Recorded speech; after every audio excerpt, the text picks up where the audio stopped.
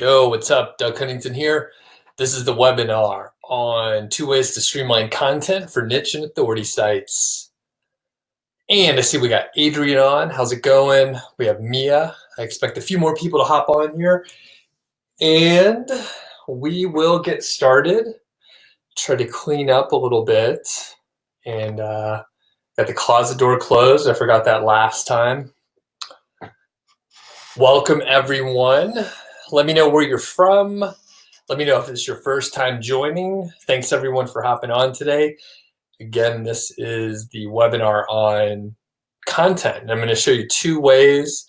It's going to make content a lot easier for you. We got Paul on, we got Ferhan, Patrick, Kat, Mia from Macedonia. Awesome. Yeah, just give me a shout. Let me know where you're from. Alejandra from Quebec. Awesome. Welcome. Welcome. We're going to get rolling here in a second. I think because people haven't said that they can't hear me, I think people can hear me, which is always cool. We have the nice mic set up today. We got Patrick from Czech Republic, first timer, welcome. We have Brian from Phoenix. I think I saw your email recently. I don't know if I responded back, but it's on my list today. We have Pavel from Moscow, Ferhan from London. It's 5 p.m. there. Nice. We have Ailes from Slovenia. Cool. Ailes is an awesome name if I'm pronouncing it right. It's going to be a topic today. We're going to talk about beer a lot. I like beer. If it is the first time that you are joining for one of these webinars, you haven't seen much from me before, I drink a lot of beer and I talk about beer a lot, and we're going to talk about beer today in the context of producing content, because why not talk about beer? Of course, right now it's the morning where I'm at. It is 10 o'clock, drinking coffee here. All right, we have Ben Lee. What's up? And Matthew in Malaysia. Very cool. Up at midnight. Thanks for burning the midnight oil. We're going to get rolling in a second. It always takes a minute or two for people to join up and all that stuff. So we'll give everyone a minute. I will burn some time. I brought some props in here to use. So I will tell you about a couple books that I'm reading. And right now it just started snowing again, which is probably Steve in Denver. I heard you guys got a little snow this week, right after the Great American Beer Festival. Again, I tie it all together. I know I've been to GABF many a time, Steve, but it's snowing here. So for you in Malaysia and some other places that are much warmer, it's probably crazy, but yeah, got a little snow coming down. Anyway, reading The Thank You Economy. This is Gary Vaynerchuk, and I used to not be a huge fan of Gary because I would be scrolling through Facebook and then someone would share a video where this guy with a Northeastern accent was like yelling at people to work harder. And I thought to myself, well, I'm working like a full-time job. I'm working like 12 hours a day as a project manager. And then I'm doing stuff at night and waking up at like 4 a.m. to do work. I'm like, I don't know what else I could do, man. Like, I'm pretty motivated. Like, I don't need you yelling at me, dude, Gary.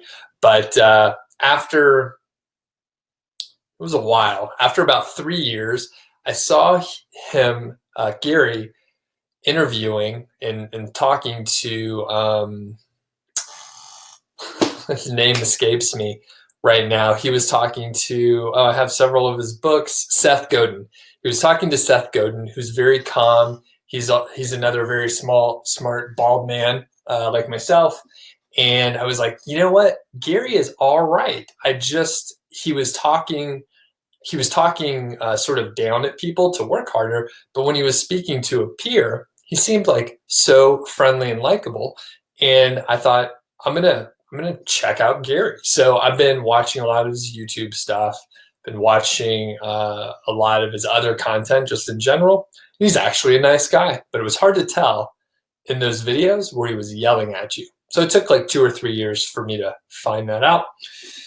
This book's pretty good. It's a little bit dated, but it's an interesting take just in general. And, you know, I find a lot of the stuff in here is very true. The Thank You Economy, that's what I'm reading right now. And then another that I flip through often is Tools of Titans by Tim Ferriss. I have like multiple Tim Ferriss books out here on my desk anyway.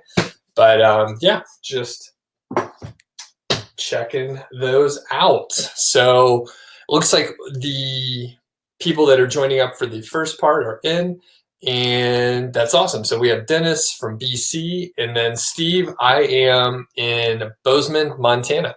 So a little bit north of you, but I've spent a pretty good amount of time in Denver, actually. I didn't realize it at the time. And by the way, if you're just joining up, we're going to talk about content. I'm going to show you 2 ways to do content for niche authority sites. Actually, any kind of content you need, you could use these tactics. If it's podcast material, if it is for a YouTube channel, like you can use these 2 tactics. They're solid, bulletproof. They work really well, and they're adaptable. But I was going to say, Steve, I didn't realize I was a digital nomad for a while. I wasn't going to like Southeast Asia or like inexpensive places. I was, my wife and I were like traveling to expensive cities like Bozeman or Austin or Denver, and we would like rent a house and just like vacation for like a month while we were working, and probably taking Fridays off. I did that a few times where I just took Fridays off, and yeah, 4-day weeks for like, 6 weeks or so. All right, and Matthew, he is super excited about the RPM. I will definitely get to it. In fact, I didn't even realize it, Steve. I got my Colorado mug here.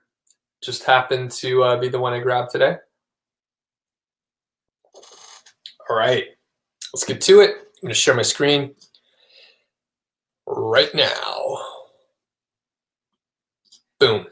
Okay.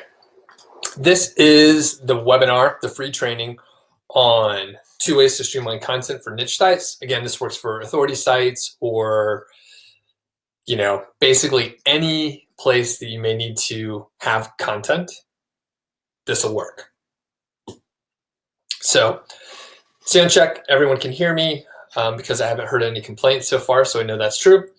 I'm Doug Cunnington. I'm the founder of Niche Site Project. I think at least a few people, it's the first time that you're joining up, and I welcome you. Thanks for spending time with me today. This is, sort of the opening on why you should listen to me. So I'm founder of Niche Site Project. That is my late dog, Brody.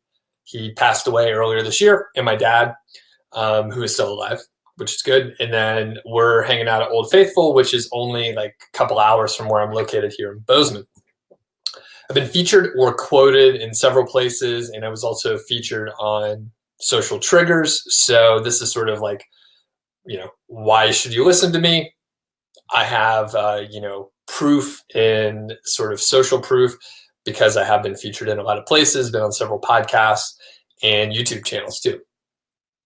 Additionally, I don't just share the highlight reel like a lot of other people do. I'm going to tell you about like the hiccups that I've had, and you can see in my niche site timeline here that I got a quick start, but I also had some trouble within a year after getting started online. But within a few months, I made like $6,000 from a niche site before it was penalized, and had some ups and downs. I will say I'm on an upward trajectory, which means I need to watch out. But it also means that back in June of 2017, I sold a niche site, kind of like the stuff that you're probably familiar with if you're watching this, for $235 with a business partner and myself. A guy named Rob. I'll show you some of his credentials in a second. And I see Ailes mentioned, will you get the presentation on email? No, sorry. You will get a replay, and you can watch it later, but what you're going to want to see is going to be video. I'm going to do like a live demo. I did a small amount of preparation, but basically you're going to see me like go through the thought process. I did a similar presentation, by the way, similar topic, but I changed it up because it's more exciting for me, and it's people can watch this version and they can watch the one that I did several months ago and get something new out of it. So, by the way, Q&A is at the end. You can ask questions throughout, like Ailes did here. Totally cool. Please mark questions as a question. I'll repeat it again.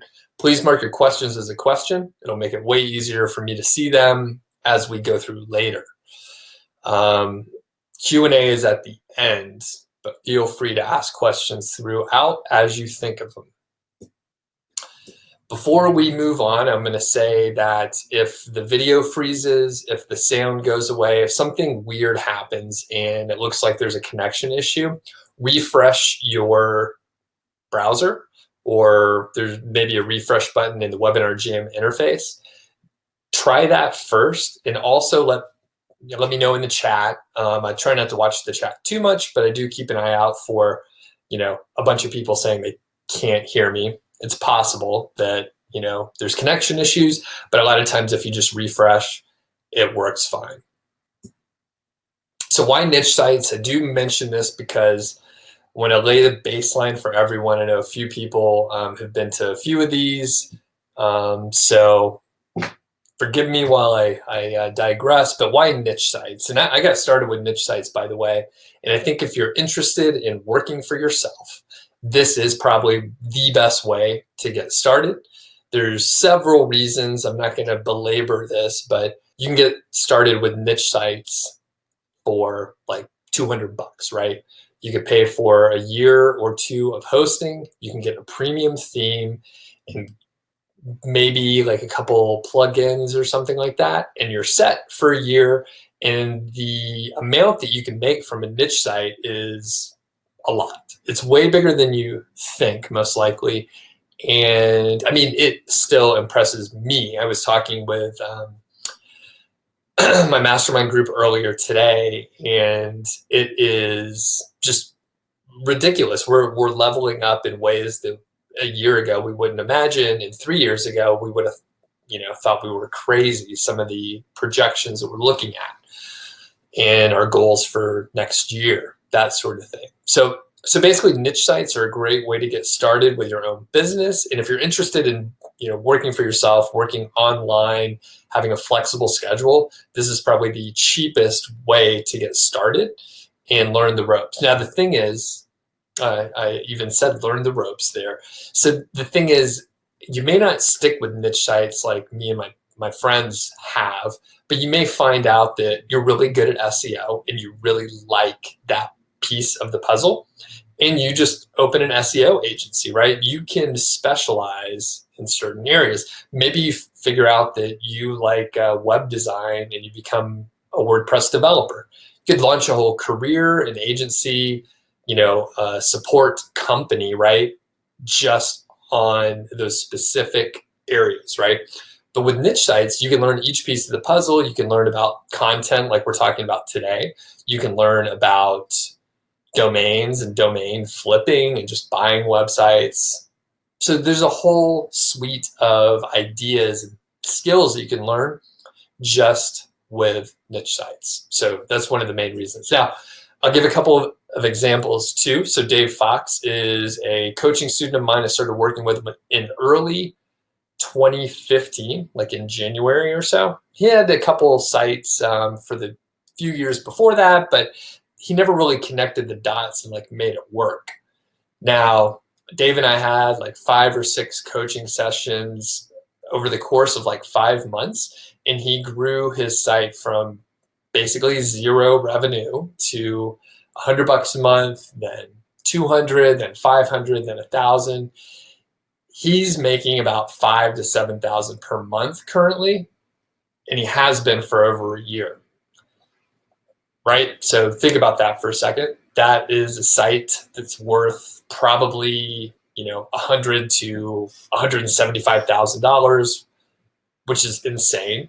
And by the way, Dave is a musician. He's a drummer, he's a singer, he's a guitarist, and he was doing some, music instruction in those areas. And now he's a full-time affiliate marketer. This is Rob Atkinson, a good friend of mine. This is his revenue for 2016. He's doing even better this year, but I haven't bugged him for a new screenshot since this tells a pretty good story. And by the way, Rob makes about 50% of his affiliate revenue from other sources outside of Amazon. So also let that sink in. And if you're interested in learning more about Rob or Dave, I have YouTube videos on both of them. There's hours of content related to them. And I was coaching Rob from I think it was like early 2015, maybe the end of 2014. But a lot of what Rob is doing, of course, he's a smart guy. He knows what he's doing, but we developed a lot of templates when he and I were working together in a coaching capacity so that he could expand. So instead of spending a bunch of time in certain areas, it was a repeatable process. So these are just examples on why niche or authority sites are a great place to work. Okay, we're going to get into the 2 content techniques. And this is where I'm going to have to think on the fly. It's a lot of pressure on me. We do have over 30 people watching. If you are if you were tuning out for a second, come back. We're getting into the good stuff here. So come on back, turn off your notifications, put your phone away, pay attention. I suggest you get out a piece of paper and a pen and just keep some manual notes here. All right. So we're going to get into it. This is the FAQ method. Now, this is the exact method that I used on my first site, and I kept doing it over and over again. This method works, and it's perfect if you don't know much about the topic. All right. So if you think about that and you think of how, you find a niche to get into, you may not be an expert in it. And I'm going to have everyone help me out on this too, because I'm hopefully picking a topic in which you don't know much about. All right. So I think this is going to work, but I'm going to have to check something real quick here. I'm going to have to share a different window, a different screen here. So appreciate your patience as we're making this happen. And I think this is going to work. So we're doing the FAQ method, and I believe, let me know in the chat, can everyone see this new Google Doc that we're working with right here? I think you can. I can see it on my end, so you should be able to see it on your end there. And cool. So we're going to talk about choosing beer glasses. Nigel says you could see it. Adrian says you could see it. Awesome. Thank you, everyone, for letting me know. So if you are new to me and you didn't know, I'm a beer judge. I'm a certified beer judge. I'm actually a pretty high ranking. I'm a nationally ranked beer judge, which is sort of the upper tier. I've been I've been home brewing for about 10 years, and I've been a judge for about 5 or so. And in fact, in the last year or two, I actually taught a beer judging class to people that wanted to become beer judges. So not only are there any Trappist beer fans or Abbey beer fans? Because these beers right here are very, especially the unlabeled ones here, they are a very special beer that basically is almost impossible to get. It's called West Vletteren 12, and these are other Belgian beers. So I won't go on too far, but the reason why we're picking this is probably a lot of people don't know much about picking beer glasses, except Adrian. So you're a sommelier, which is cool, very cool. The thing is that there's lots of different beer shapes. So we're gonna just brainstorm, right? The idea of the FAQ, which is frequently asked questions, is to, think of common questions that people may have about choosing a beer glass. So what I'm going to have you do in the chat is just ask questions about whatever you think you want to know about choosing a beer glass. And I'll, pick a handful of them, but basically this is how the FAQ method works. You start off with thinking about questions that you specifically have about choosing a beer glass in this case. So you start there, and we're just going to list them out. I usually just make a list like this and start with the questions that I personally have. And I'll look for your questions too. I know there's a little bit of a delay, so it'll take a second for your questions to come through the chat.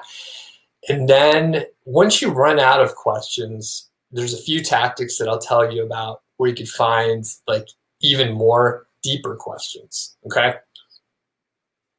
So first off, I'll just say, like, I'm gonna make this a little bit bigger for everybody here. Does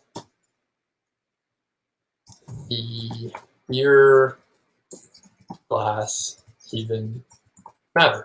And then I see Brian says, do different shapes affect the taste?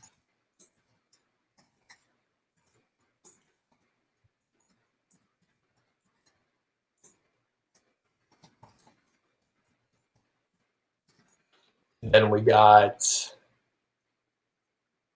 awesome. Yeah, great questions, everybody. Okay, what volume beer glasses can you get?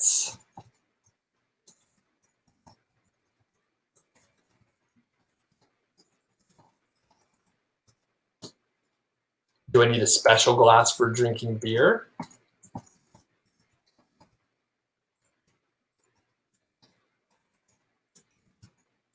And then Steve is asking about like bottles. So does the color of glass matter? And I'm going to pause for just a second.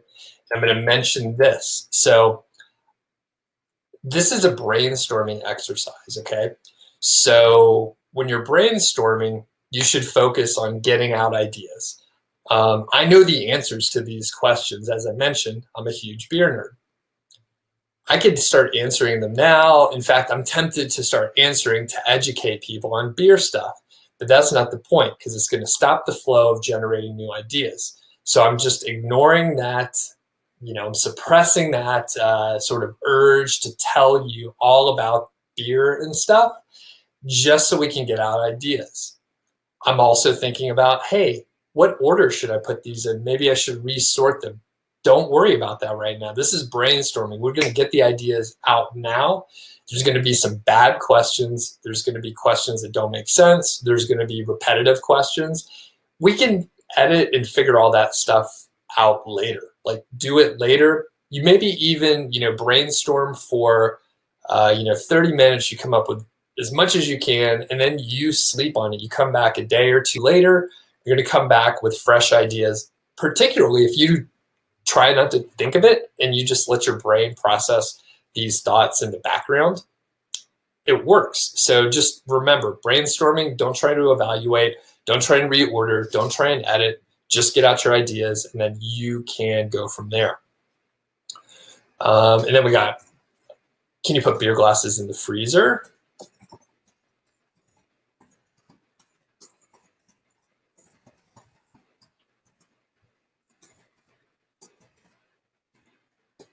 All right, and then the shape affect the taste. So that was sort of in there.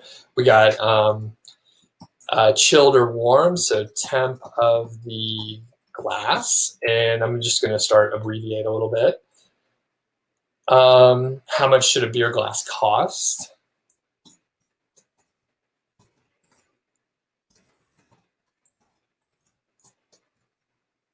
And we got Nigel with the awesome question. This is the endless question. What beer glass for X type of beer?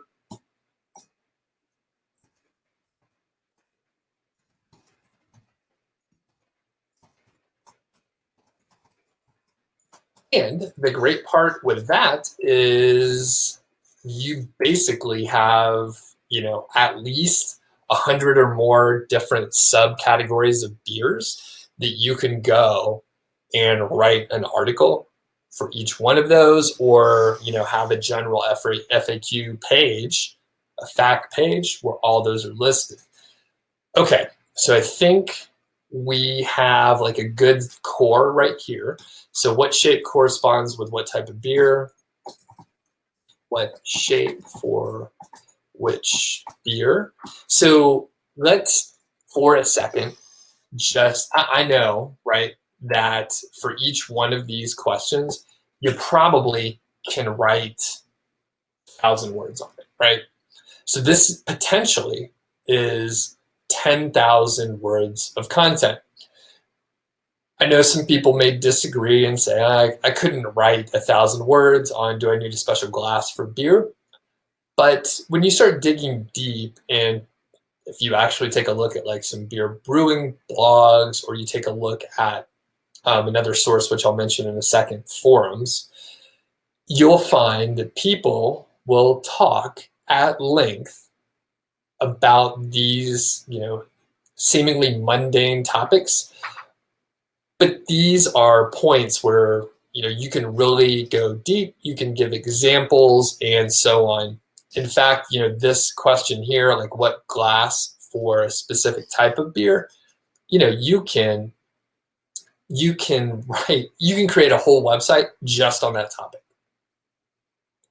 So when you think about that, like the number of beers that are out there, the number of glasses, and the capability for expansion, like you can really make a lot of content. So just that alone, and we haven't even gone to other sources, right?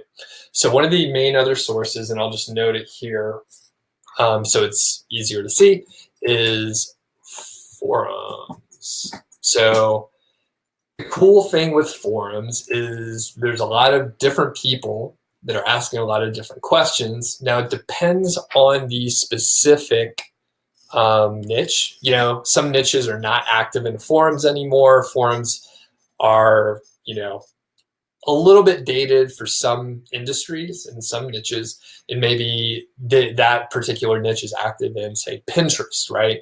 So you may not be able to get great ideas from forums if everybody's on Pinterest nowadays. Now, home brewing beer actually has like a couple like very active forums where there's like new content posts. I mean, there's like thousands and thousands of members, and all you have to do is go and peruse some of the forums there, and you'll see, common questions, right? Forums are great for, new people into hobbies. They ask questions, and then experts answer the questions, right?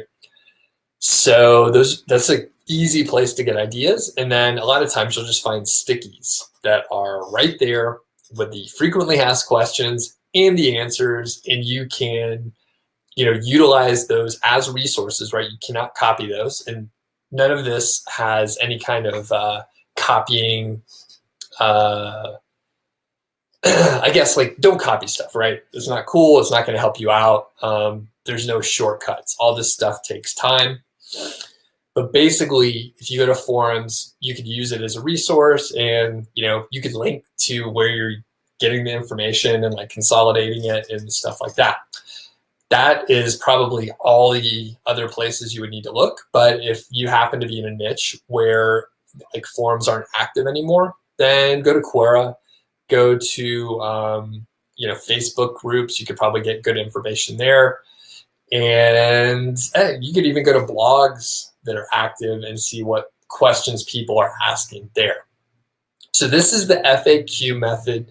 It works awesome. And then a little bonus, little pro tip, you're going to find very like low competition, long tail keywords just by the fact that you're phrasing out these questions. I recommend like putting each of the questions as an H2 or H3 tag, and you're going to rank for these long tail keywords where someone just types into Google, or maybe they speak it to Google and they say, do I need a special glass for IPAs? And then if you have that as a subheading in your copy, then you're probably going to rank for it. So that's FAQ. And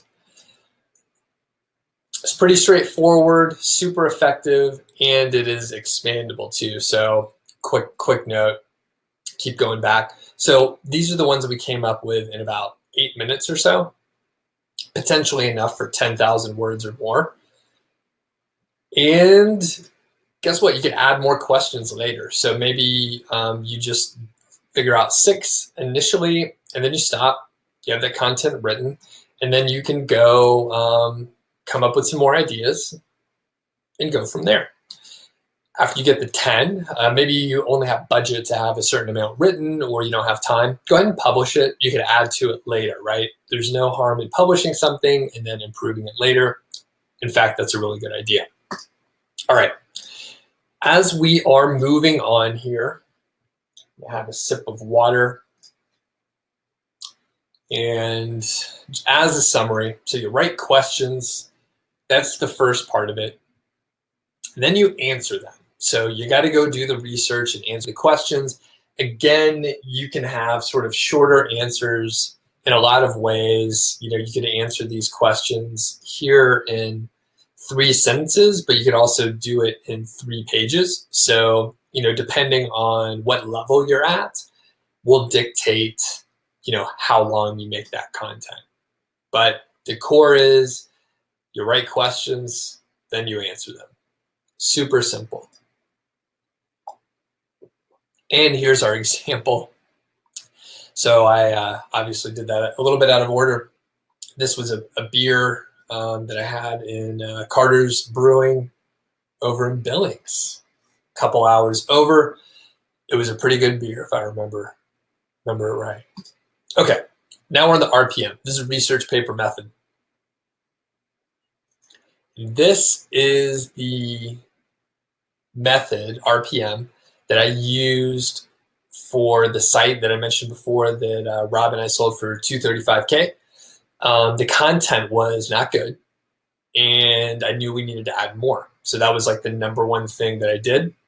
So not only is this an effective method to come up with what to write for like a guide, it's also quite effective for improving existing content. It is literally what we did. I wrote an outline with a method that I'm going to describe in a moment. I found a writer on Upwork. I paid him like $200 or so, if I remember right, about $200 to write about 5,000 words or so. I don't remember exactly, but about 5,000 words. And we published it, and then the traffic went up by about 40%. The revenue went up by about 40%, and it was high. Like the revenue was high. I'm not talking like, $1,000 site and then moving it up to $1,400. It was $10,000 a month, and then it jumped up to 14,000 and change within, about 45 days or so. Additionally, it continued to grow after that. So this works, and it works in practice, and I've done it before. I've done it on multiple pages, multiple sites, and it works. So in this case, you research the topic and then create an outline. So each of our 2 tactics here, these strategies, you basically have 2 steps. So in this one, you research the topic and then you create an outline. In this example, we're going to talk about how to become a beer judge. And I didn't do much pre-research, so you're going to see me like think through the process. You're going to see me struggle a little bit, which is part of it, and I want you to see that. That's why I'm doing it this way. It's not like none of this stuff is supposed to be easy per se. It all takes time. So what we're going to do, let's see. Need to go here. So what we're going to do, so we're going to Google the topic, right? We're going to Google the topic that we want content around. And I arbitrarily chose this one to stick with the beer theme because why not? So when you Google it, you're going to end up with probably decent results, right? Probably pretty good results. And what we're going to do, the whole idea is to treat this like a research paper from our school days, right? From your school days, you think back to how you used to do this. Back when I was in high school, we had libraries with print books and stuff. So we didn't have Wikipedia. There were actually like real encyclopedias and stuff, and then other books on the topic. So we literally would go to the library for, I don't know, like a few days in a week or something like that. And we would do research, and we would, take notes on the topic. We would have our resources and references handy. And that's exactly what we're going to do here. The research paper method is named that way because it's how we used to do research papers. For people that are familiar with libraries with print books, I'm sure you're familiar with it. So with that in mind, we're going to go out, and this is going to take you an hour or two. You're going to have to not do anything else. You're going to have to go deep into a topic, and most likely, if you research just about any topic for about an hour or two, number one, you're going to be an expert in it. You're going to understand the sort of users or consumers of that kind of product, or that process, or whatever it happens to be. You're going to understand what makes them tick. You're going to understand what matters to them, and it's really an advantage for you in your niche. In general, if you understand the visitors, you're going to be able to put out better content, and you're going to understand the struggles that they go through, so that you can provide them with better solutions. Now, in this case, becoming a beer judge, I'm just going to open up a couple of these here. So we have Serious Eats. So I'm going to open that up. We have the beer judge certification program there, and we'll take a look at that one. That's actually the parent program, and it's going to be, I don't know if they've launched their new site, but it's a little bit, it's an older site. I think it's straight HTML. We're going to go to craft beer and the Brewers Association. So we'll leave it to those for now. And the goal here is to go and do research, and to consolidate and curate the information from multiple sources, hopefully in a way that no one else has presented that information. And through that, you're presenting and creating a new, unique resource that has its own inherent value. And through that, you'll be able to, serve your visitors better. And if it's truly a better piece of content, it's probably going to rank better. And that's what happened with the Project Go White Hat site. Okay. So I'm going to just go through these in order, and we have our sheet here, right? So all we're going to do is create an outline, and I'm going to probably, like I said, I'm going to struggle through it a little bit because I didn't do this ahead of time, and I want you to see me struggle through it. Just so you know, it's not supposed to be a slam dunk. It's not supposed to be super easy. Key thing, and I'm going to try and, obviously we have a time constraint here. So I'm going to get the gist of it, and then I'm going to come back and sort of go back and forth. So you're going to see me do this. Okay. So we have how to become a beer judge. Again, this is the Serious Eats article, and we see why judge beer. So that's a good thing to talk about here. We're just kind of getting, we're going to get an idea of what other people have covered and sort of put it together from there. So why judge beer? Make beer and decide if BJCP is right for you. That's the beer judge certification program.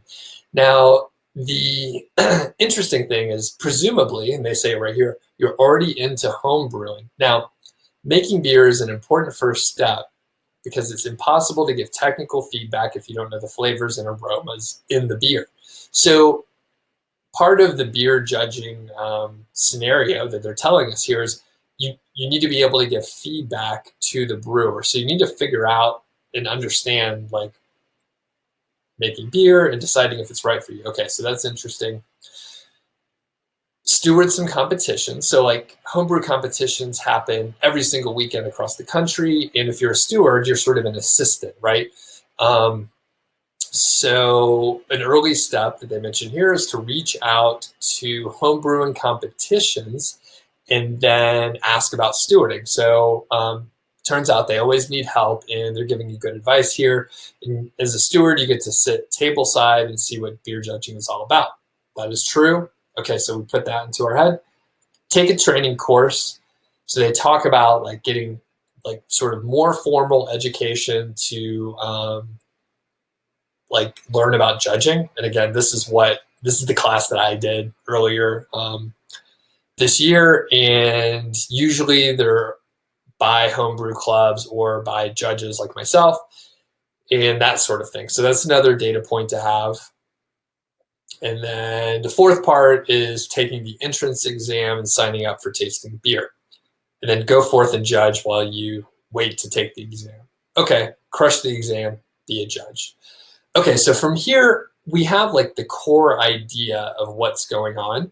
So what I sort of see like right off the bat for RPM, and the thing is, again, we're going to sort of brainstorm this and we can organize it better later. So I'm going to say that there are some prereqs here, right? So we have prereqs that we have to deal with. Those are going to be things like brewing and beer knowledge, right? So you can't really come right off the street and try and become a judge. So you do have to have that knowledge. Stewarding experience is not necessarily required, but it's sure going to help. And then it's not 100% necessary to take a class. I didn't, but I'm a good student. So, but I will mention, we'll just say in-person class. Right? So those are sort of just like a little bit of core prereqs. The other stuff that they tell us here is signing up for the exam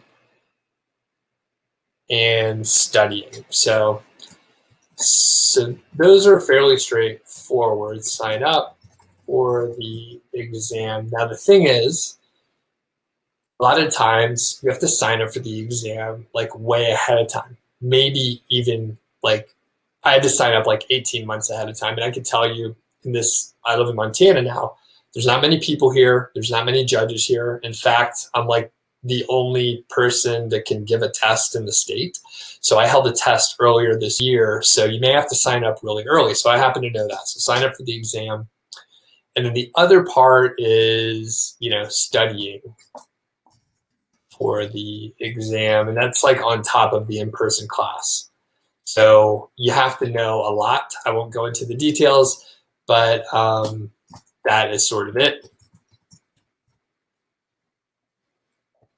Now we're going to go over to the BJCP like official site. So this is the core. So I read one site, I kind of got the core of what was going on. We're going to append to it. We're going to add to it and edit it as we see more information here.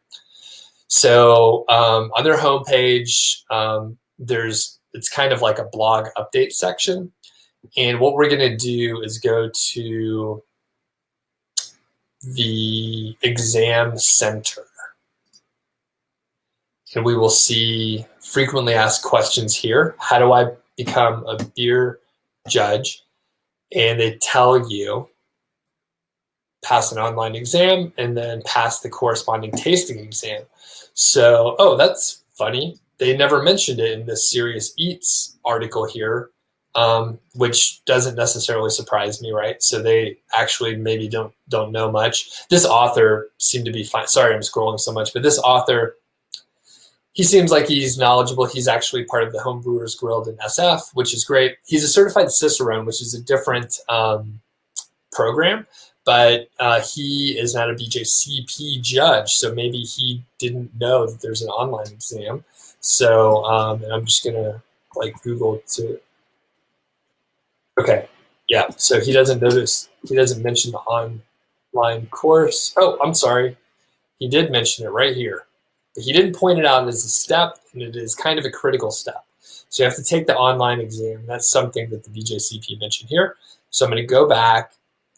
So sign up for the exam. Actually, before you can sign up for an exam, you have to take the online exam, okay? And then you have to sign up for the written exam. So we got a little clarification. And again, I didn't check this beforehand, and I want you to see me struggling through it. If you're happening to just be joining, that's why we're going back and editing. This is a process here, and I'll point it out multiple times. All right, now the other thing that I'm going to point out here, there's a lot of information on here. And this page, right, this is the parent organization. You can expect that you're going to get the best info from the parent organization. You're going to get the best info from like manufacturers of the products that you're, researching. A lot of times, the research paper method, RPM, is going to be useful for like product buying guides. So if you go to the manufacturer site, you take a look at some of their user manuals. Those are awesome resources, and a lot of people don't go that in depth. A lot of niche sites, they just copy other sites and rephrase their content. You don't want to be like everyone else, so go a little deeper. In this case, I may even, I will, copy and paste this in. Again, this is, specifically for the like outline, I guess.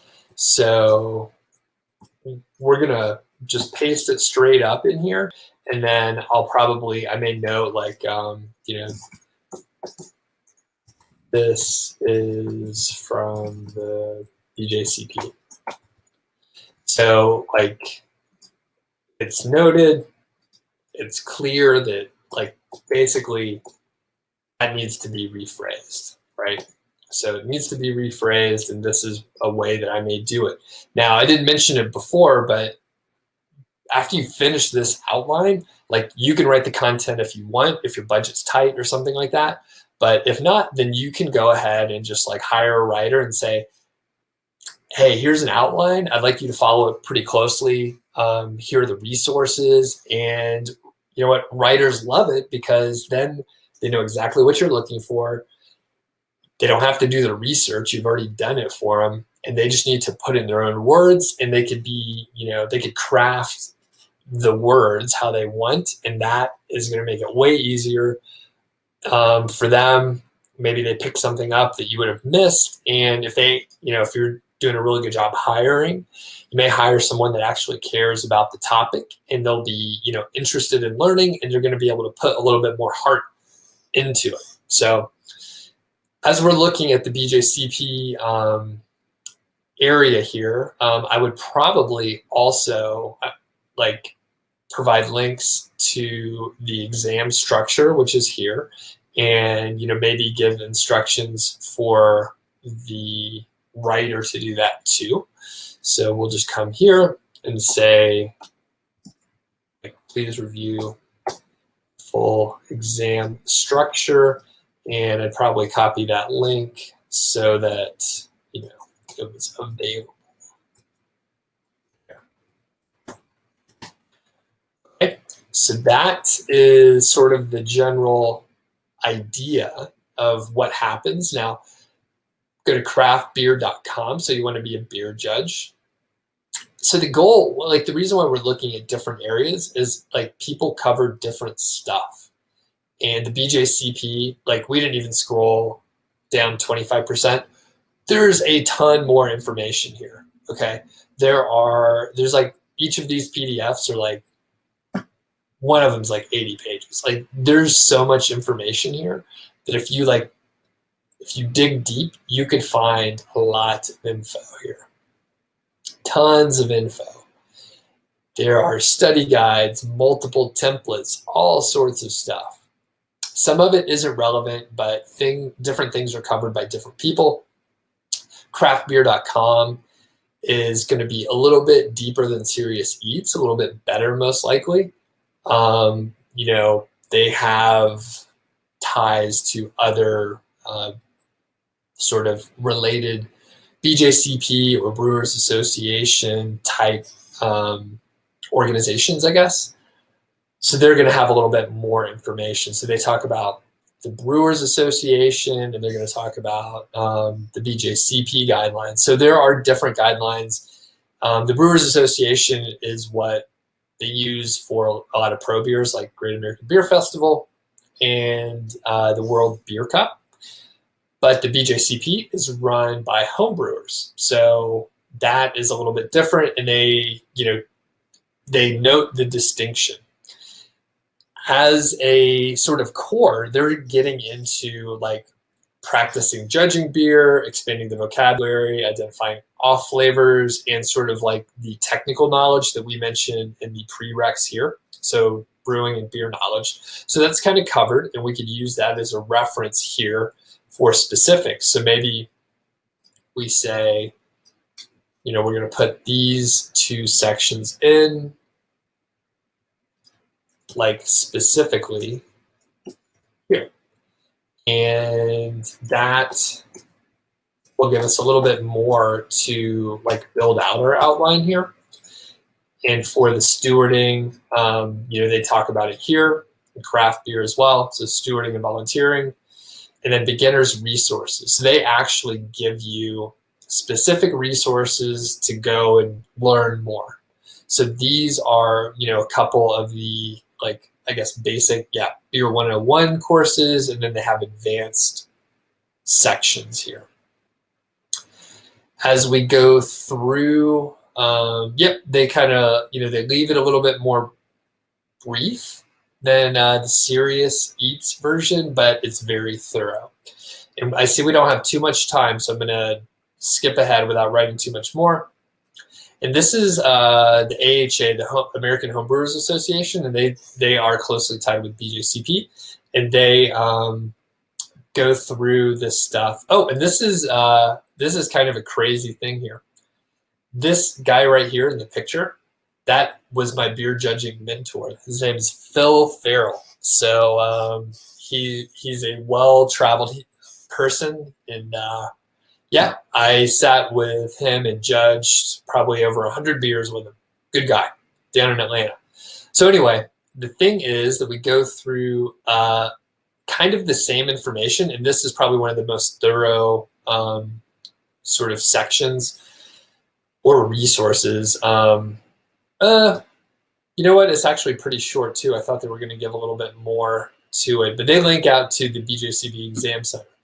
So from here, we end up with a pretty good outline, and you can, do with it what you want. Again, it's really good to step away from the outline for a day or two, come back to it with fresh eyes. In each of these sections, you probably should be able to come up with, 2 to 3 subpoints. I think that's really good to do. Just come up with,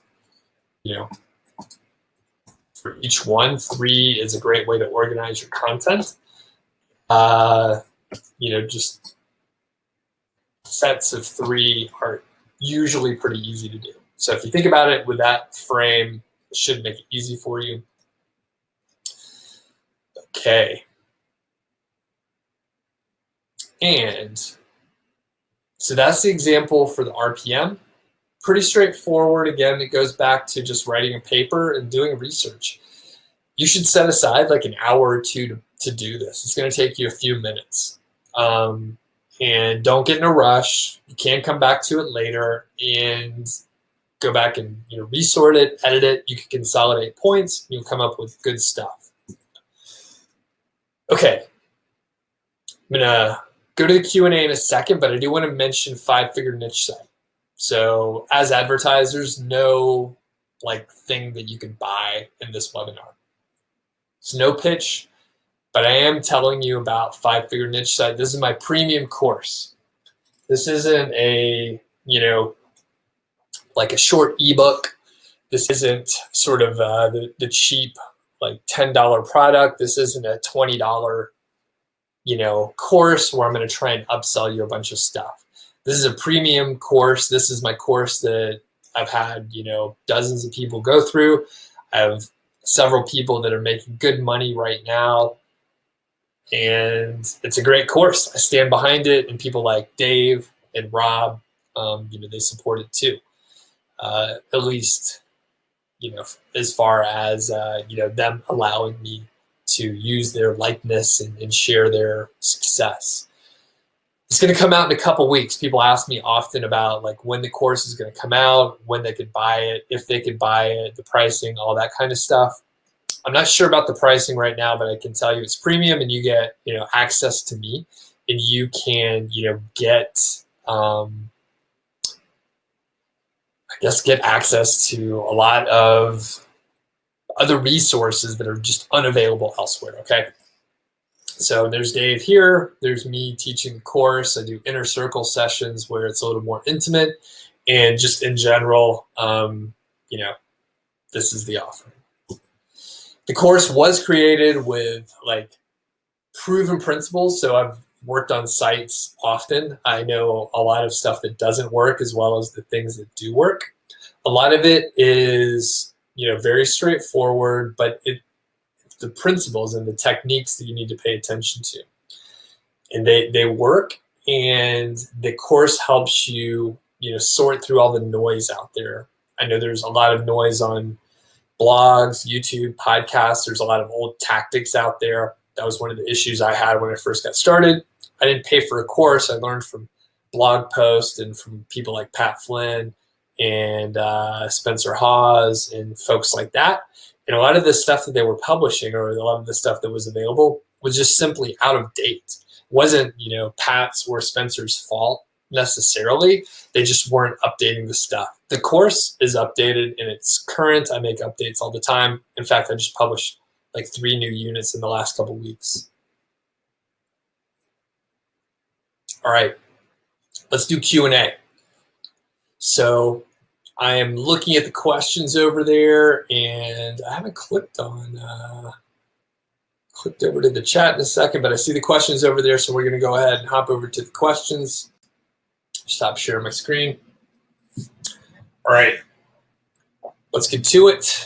And feel free to type in more questions right now. It's preferred if they are related to content and the topic of the day. That is the best way to ask the questions to get the most thorough answers. But if you have other questions, I'll answer them too. I'm going to scroll back and take a look at the questions that people were asking before. All right. So let's get to it. Adrian says, and I saw Adrian had to leave. So Adrian says, when you create these kind of articles, do you slip some affiliate links into it? Sure, if it makes sense. Furhan says, how would you add an affiliate link to that beer site, link to individual products? So if you're talking about the beer glasses, that's pretty easy. Just put links to the beer glasses. You can also, like if it's the research paper method, if it's RPM, then you can, a lot of times it's going to be a buying guide, right? So you can make that a buying guide, which there are probably going to be other products listed on that particular page. If not, right? So if it's how to become a beer judge, right? There's no specific products per se, but people that are interested in becoming a beer judge, they're interested in beer related books. They may be interested in like equipment for home brewing. So you can add those kind of links in there.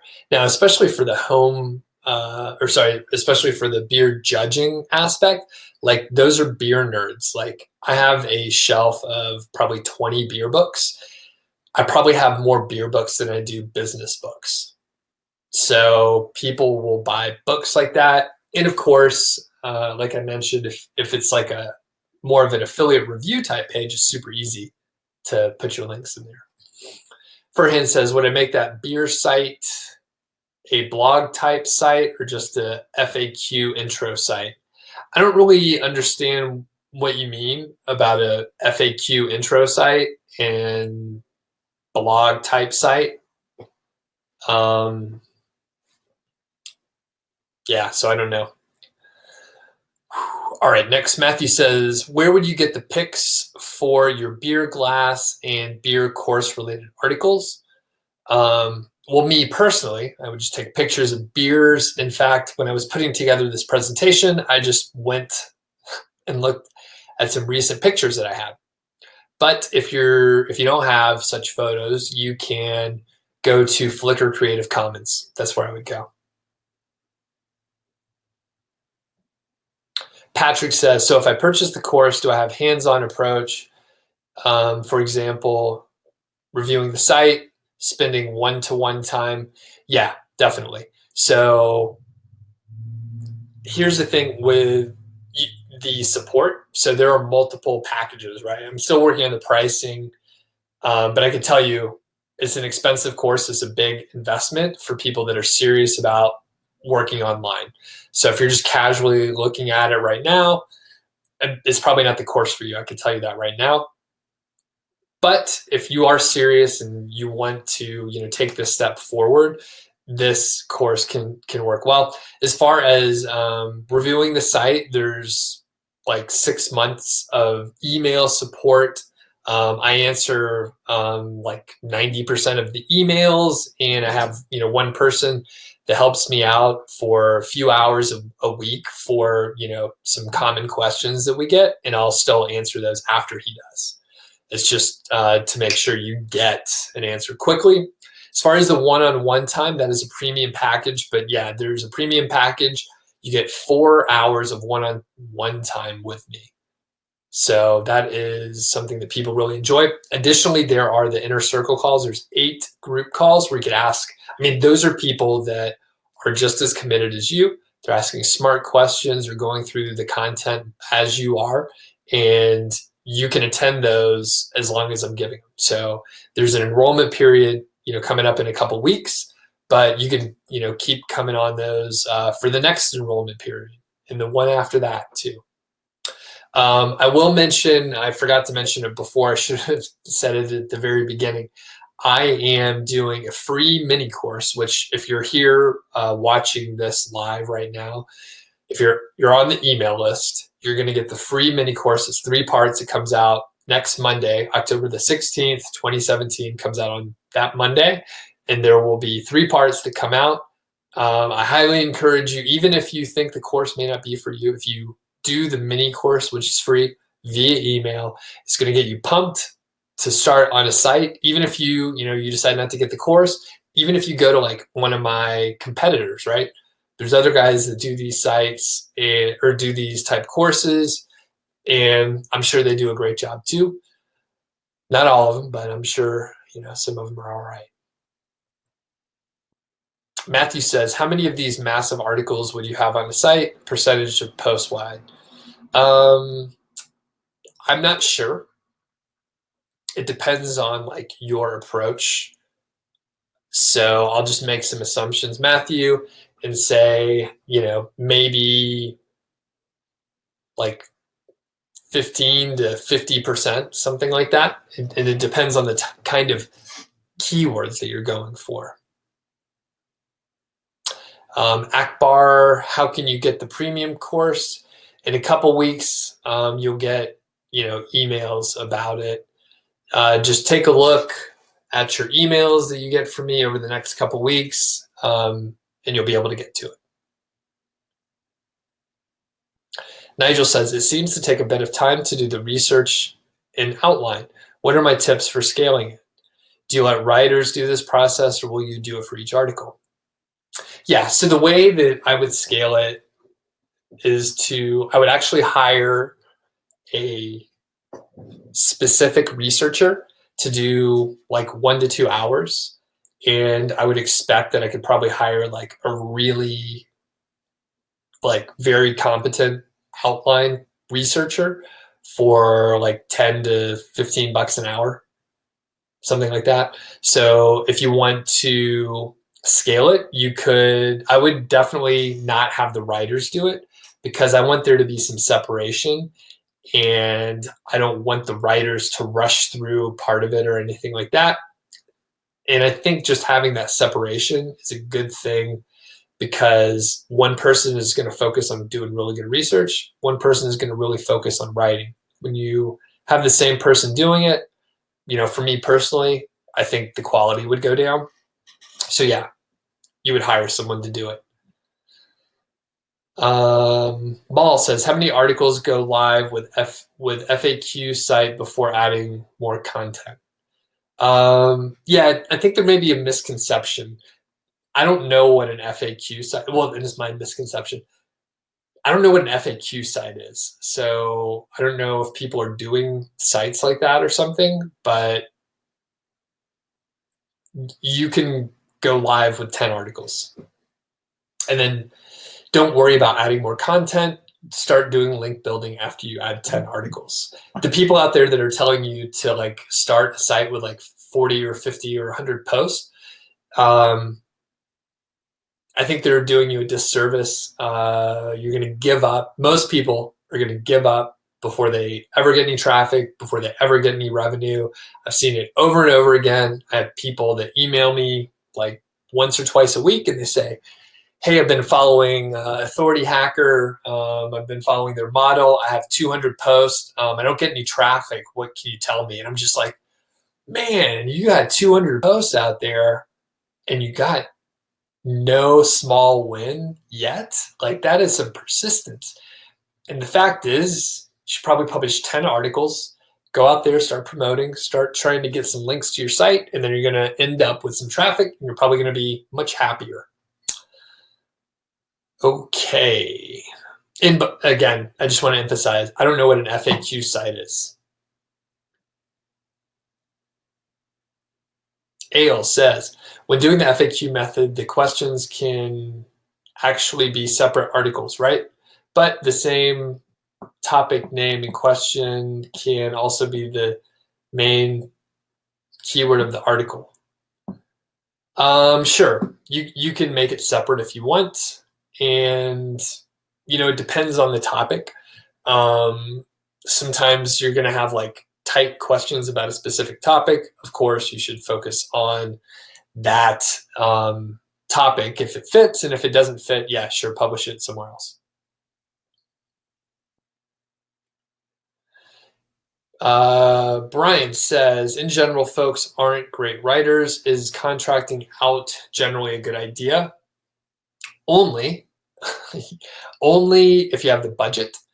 And I would say, like, I wasn't a good writer when I started. I didn't know how to write the content. I think being able to write and being a good communicator is a really good skill to have. So, I would suggest that you take a shot at it, but if you have the budget and you know how to hire people, then I would go for it. All right. Nigel says about the mini course. So if you are on my email list, which if you signed up to get the emails and you like confirmed that you're on the Niche Site Project email, Nigel, you should be able to get the mini course. It goes out to everyone. All right. Drifter, what's up? Matthew says, what's the difference between a good writer and a bad writer? And then what's the difference between me then and me now? I think it's all about communicating and writing in like engaging article, right? So you want to hook people early. There's some copywriting skills that come into play, but you want to like hook people early and communicate clearly. So just to mention it like that, when I see a bad writer or when I see a writer submit work that has a lot of like redundant sentences and just like rephrasing of the same stuff over and over again, I see they're just trying to hit word count. And usually if they just edit out like the fluff, then it's better. And this is why I don't pay based on word count. I pay based on article. All right. So like, I don't want someone to try and hit a word count. I want them to like solve the problem of the visitor.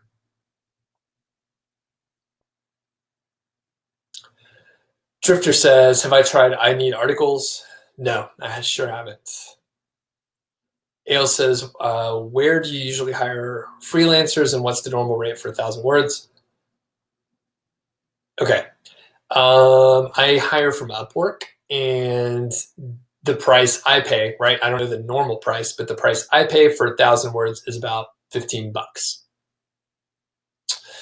If you want, you could probably get it for $6 or $7, right? For 1,000 words, but it's not going to be as good, most likely.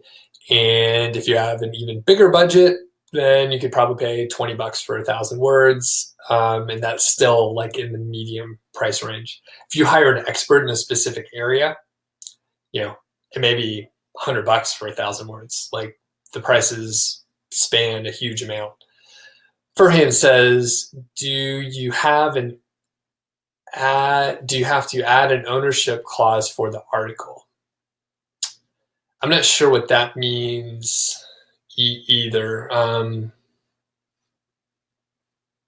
I think maybe you're talking about copywriting or something,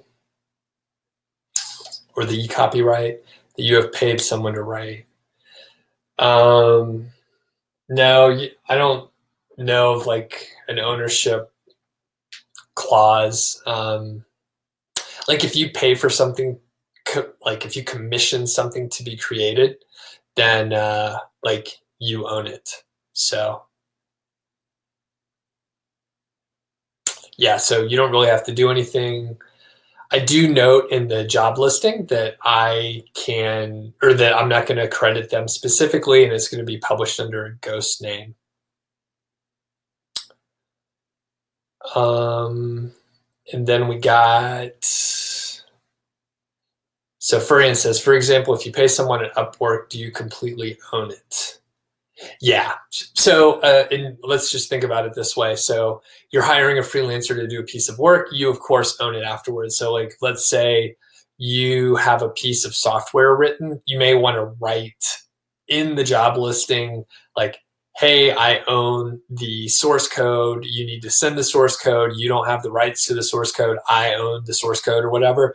You can go like at length for that. But basically, for writing, you don't need to worry about it.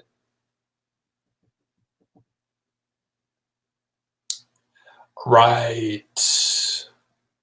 Akbar says, is it good if I hire a writer from any agency, like Hire Writer or something like this? Totally up to you. I find that I don't like working with agencies. I'd rather like work with the individuals. Usually the agencies are overpriced, in my opinion, for the quality that you get.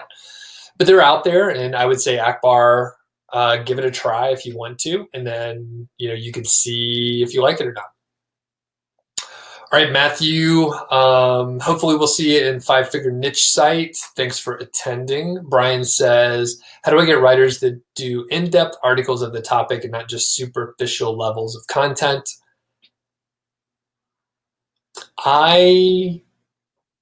So I think if I remember right, next week I'm doing, actually I could tell you. So next week I'm covering hiring writers. So I suggest you come back to that. But basically, I have like a thorough template for hiring, right? So I have a template for the Upwork job listing, and then I have a template for the format in which they write to. And then I try to hire like pros, right? I try to hire people that are serious and they want to do a good job. That also means I fire probably like 25% of the people that I end up hiring because they flake out in some fashion, or the quality of the writing isn't what I want. And as far as like how to get them to do it, just keep the good ones and get rid of the bad ones. I'm not sure if that helps, Brian. Sometimes it's hard to answer questions like that. But if you hire,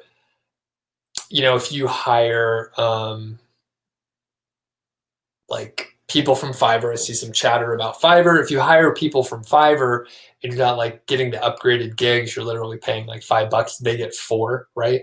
And I'm not saying you are doing that, Brian, but if you hire like people and you're paying a cheap amount, you're probably going to get like cheap work.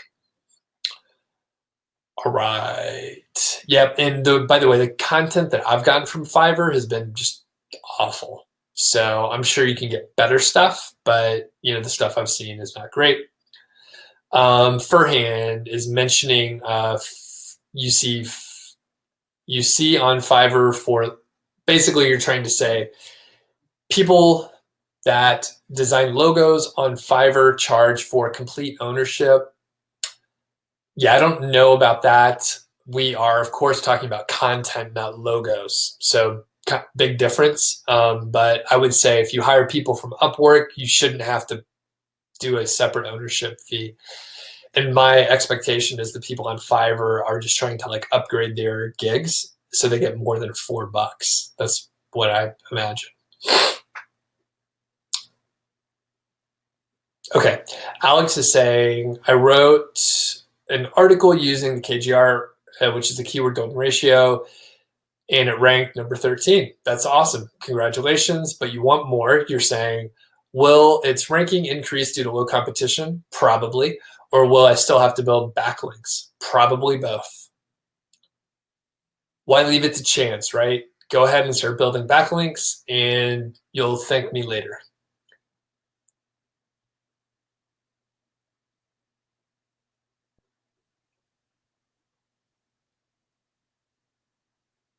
Ale says, how do you test a writer if he is good or not? You hire them and you pay them for a job. If they do good, hire them again. If they do bad, don't hire them again. You always pay them though, unless they don't fulfill the gig, But the best way, like, don't waste time interviewing, don't waste time doing other stuff. Just hire them, let them do the job, see how they do.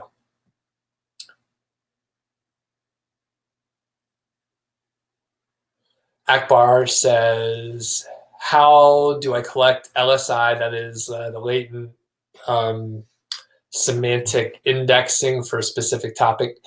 I love how they put LSI, the latent semantic indexing. It's just synonyms, and how do you collect them? Basically, first off, I don't worry about it. Okay, so think about that for a second. All the people that are telling you, oh, you got to make sure you're doing the LSI, you got to do all this extra stuff. You don't have to do extra stuff. Just let people write naturally. If people write naturally, then the synonyms will come out. It is a natural way to write, and it's fine. However, Akbar, I can tell you really want to know about like doing the research. So I would go to SEMrush. I would pull a full report for like the top 5 sites that are ranking for that keyword, and I would look for the long tail keywords there and look for the synonyms. That's what you're looking for. Okay. Alex said, Alex asked, do I have any other tips about keyword research other than the keyword golden ratio?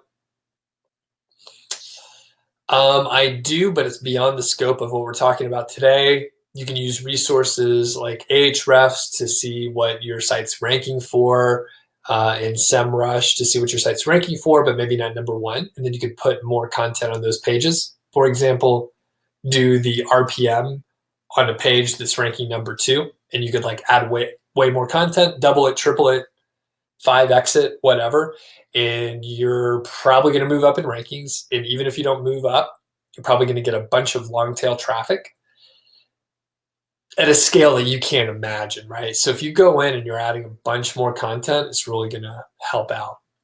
As far as other KGR, keyword golden ratio topics, if you haven't seen, I think I have like 3 or 4 videos on the channel. Just look up everything on keyword golden ratio, watch those, and that'll give you a lot of info. The fact is, a lot of this is simple, right? So it's making a niche site that's worth 6 figures. It's quite simple. There's like 3, 4 main areas, and it's repetitive, and it takes a long time. You have to be persistent.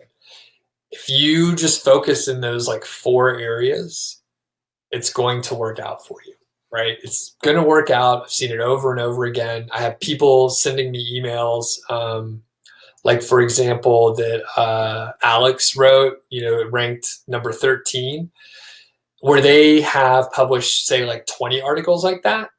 And, not all of them are going to be home runs, but some of them are.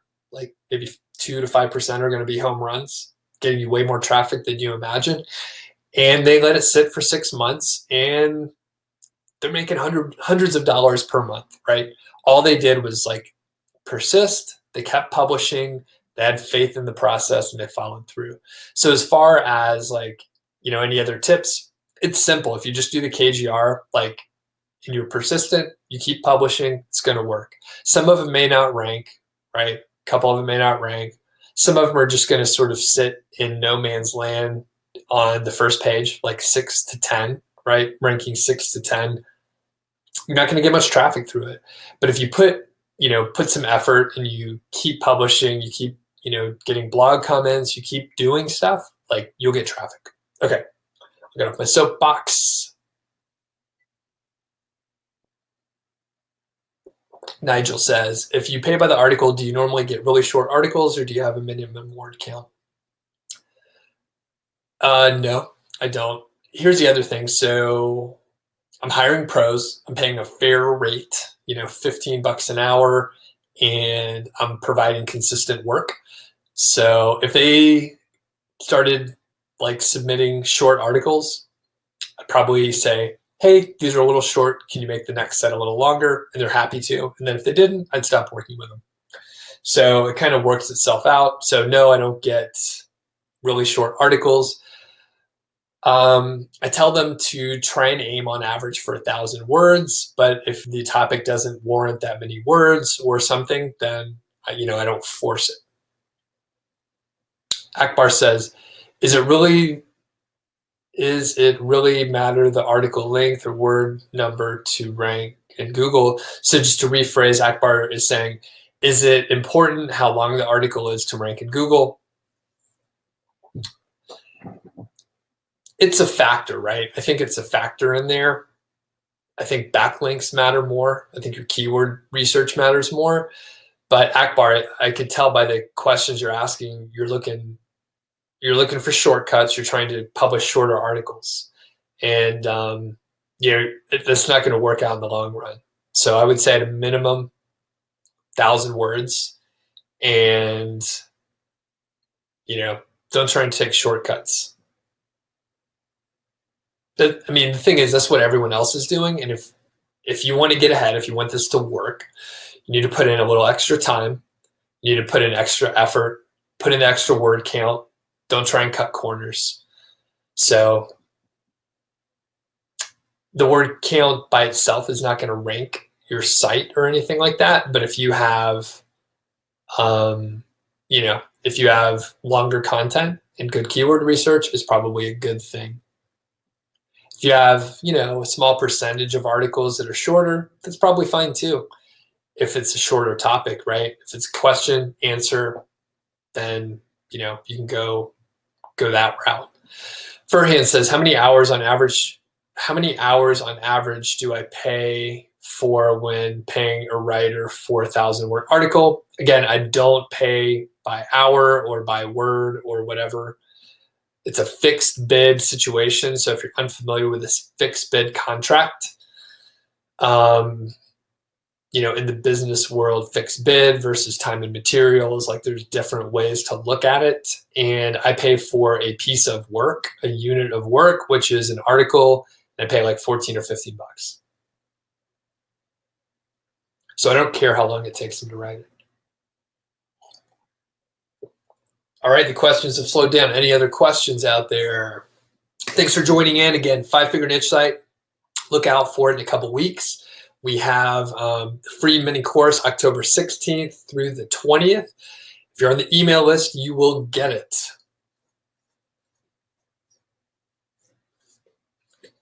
Tom asks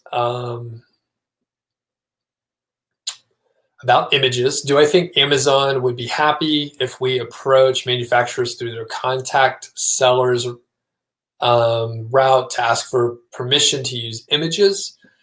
You know what? I don't know. I would expect that would be fine, right? You're contacting people in a reasonable way through a channel that is set up.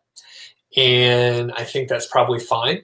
The key thing is to have the like copyright permission to use the image in writing. Okay, so that could be an email, PDF, whatever. But that is the issue with Amazon Images. Amazon doesn't have the ability to provide us with like the copyright permission from the manufacturers. So that's why we have to use the Amazon API to get images and all that stuff. But if you get permission explicitly, you're good to go. If they are your own images, you of course can use those. Brian, thanks for joining. This is a really good question, Tom, by the way. Furhan, thanks for coming on. And Nigel says, I am seeing a lot of longer content, 5 to 10,000 words in a niche you're researching. Do I think the same article length is needed to rank? Probably. All right, so if everyone else is doing it, you at least got to show up with the same sort of content. If you do, right, so there's areas, right? I usually try and answer in a way that people can like take some action. But here's the deal, like you could focus on content. You could focus on backlinks. You could do a blend of the two. There's a sliding scale on both of them. If you have long content and a lot of links, right, like that's the ultimate. If you want to have like shorter content, like on the Project Go White Hat, the 235K site, that was kind of light on content early on, but it had very good backlinks, right? It had very good backlinks. And then when we added better content, we had both, right? We had both, and the impact was dramatic. So you could spend your time in certain areas on certain like tasks. You could spend time on content. You could spend time on backlinks. A blend of the two is best, and you basically have the capability to improve both areas as time goes on. And if you have other questions, keep them coming. We've been on for a while. I'm going to jet here in a second. Got to go to the gym. Drifter says, how many words of content do I post for a best products article on average? Like best toaster oven for home, best Wi-Fi router for gaming. A lot of times I'll start out with like 1,000 words, and then as a site gets as a page gets traction, I'll add to it later. Drifter says like 300 words for an intro and 300 words for each recommended product. Sure, that's fine. And then, I would say it's probably a good idea to go ahead and put in your, what do you call it? The buying guide. Put in a buying guide there too. So there's like more general information. You can put frequently asked questions, like the stuff we covered today. You could beef it up. You don't have to do it all at once. Like I said, maybe you only have budget or time to write a certain amount, and then you could go add to it later. Yeah. So, and by the way, Drifter, I did get your message on the YouTube messaging system. I replied back. So, I think I may have asked a question, but yeah, thanks for giving me the heads up on that thing that you sent me the message on. Cool. Any other questions? I know there's a short delay, so I'll just pause here for a second to make sure it all goes through.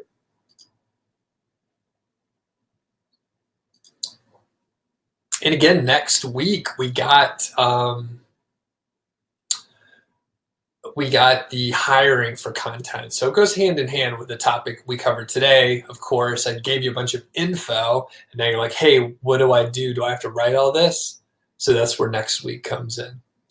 Tom says, when you comment on someone else's site, at one point, can you post a link in the comment? If it's relevant, you could post it right away, right? If it's a relevant, helpful thing, you could post it right away. I will tell you, most likely, if you put put links within the comment, it's probably not going to be approved a lot of times unless it's super relevant. It's a little spammy to do that. I highly recommend that you either use the technique with Comment Love, which if you go to my YouTube channel and search for blog commenting, you should see the video that shows you exactly how to do this.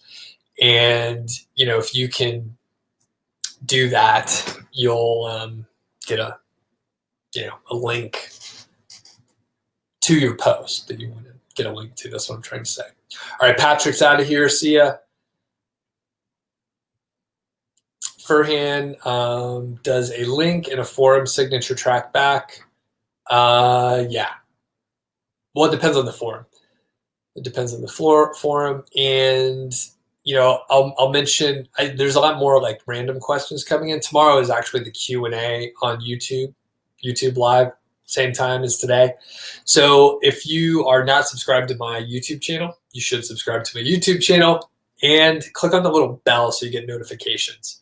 You can ask random questions tomorrow. Tom, see ya. Thanks for hopping on. And Steve says, what are my thoughts on adding multiple or short focused articles around and linking to longer RPM articles, like creating a topic cluster? Sure, that's a nice thing to do. No harm in that.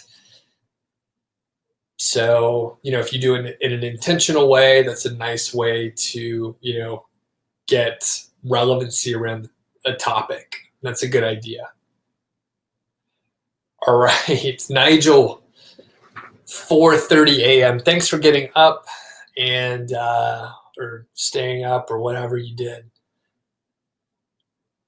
Furhan says, does linking to other authority sites add any value to your own blog article?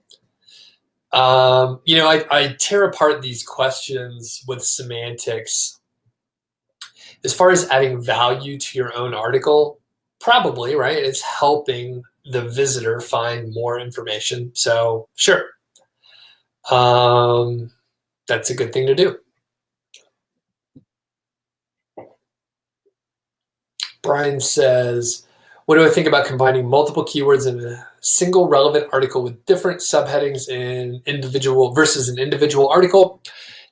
Sure, that's a great thing to do. It depends. Like if I'm going for keyword golden ratio articles, well, I'm going to publish them separately. That's how the keyword golden ratio works. You must have the title match up with the term, right? It needs to have those words in it. That's how the keyword golden ratio works. If you're like building out longer content, that's totally cool. But I honestly, like the FAQ method, I'm not thinking keywords. I'm thinking like, what do people ask? What answers are people looking for? The keywords work themselves out like by themselves for the longer form content. Steve is going to buy me a beer. All right, buddy. I'm in. Maybe we check out Falling Rock. I haven't been in a little while since like last year, but I need to get down there soon. Klaus, thanks for joining in. See you next time. All right, it looks like the questions have slowed down. We've dwindled down to fewer people, so I'm out of here. Q&A is tomorrow. I'm going to paste a link for people. You can go to the YouTube channel. If you're not already subscribed, please subscribe. I appreciate it. Click the bell for notifications, and then you'll be able to ask questions tomorrow. You'll see when I publish new stuff and all that great stuff. And I appreciate your support. Thanks, Paul, for joining in. Oh, Steve says, do I put all FAQ questions and answers into a single large article? It depends, right? So like we said, if the topic is like, you know, beer glasses and all the questions are about beer glasses, yeah, same article. If we somehow morph into some like slightly related topic, then you may need to make it a different area, right? So as we're going through the beer glass scenario, we're asking questions about beer glasses. And then what if I say, what are the different styles of beer? Because it ties back to the question, what glass should I use for X beer style? So all of a sudden I'm asking a different question that is actually not related. So what are the different beer styles? That would be a whole other article. Does that make sense, Steve? So it like if it's related, then of course, you include it. If it's a shoulder topic, well, then you put it over here. In fact, you may have a section on like what beer glass for X style. Then you can have like a link in that section of like answers over to the other article. Does that make sense? So you could build a site, right, based on questions and just take it from there. All right. Cool. Okay, now I'm really going, and we'll see you tomorrow on the live Q&A, 10 a.m. Again, go to the YouTube channel, subscribe, the bell for the notifications. And thanks again, everyone, for joining up. We'll see you soon. Have a great day.